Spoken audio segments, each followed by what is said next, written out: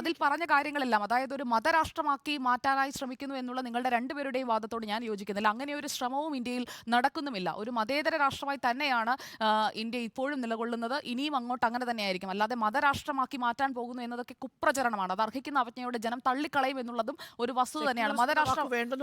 മതരാഷ്ട്രമാക്കി മാറ്റാനുള്ള നീക്കം എവിടെയാണ് നടക്കുന്നത്? മതരാഷ്ട്രമാക്കാനുള്ള നീക്കം എവിടെയാണ് നടക്കുന്നത് എന്ന് പറയണം. എവിടെയാണ് നടക്കുന്നത്?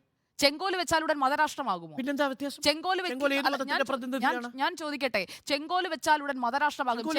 ചെങ്കോൽ മതത്തിന്റെയാണോ അധികാരത്തിന്റെയാണോ? ഞാൻ മനസ്സിലാക്കിയിരിക്കുന്നത് അധികാരത്തിന്റെ പ്രതീകമായ ഒന്നാണ് ചെങ്കോൽ.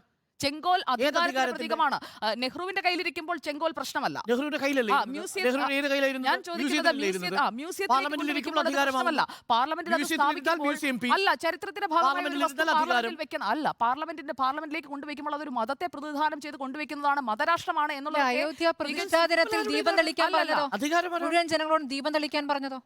അയോധ്യയിൽ രാമക്ഷേത്രം ഉയരുമ്പോൾ ദീപം തെളിക്കാത്തവരോട്, അല്ലെങ്കിൽ സ്മൃതി പരുത്തിക്കാട് എന്ന മാഡത്തിന് ദീപം തെളിക്കാൻ താല്പര്യമില്ലെങ്കിൽ നിങ്ങളെ ആരും കൈപിടിച്ച് വിളക്ക്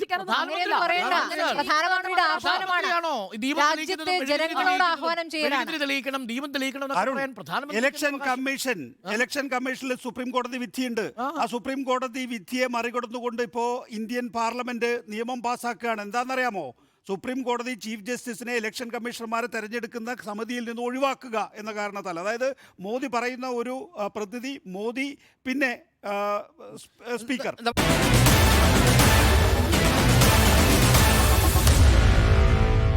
Meet the editors.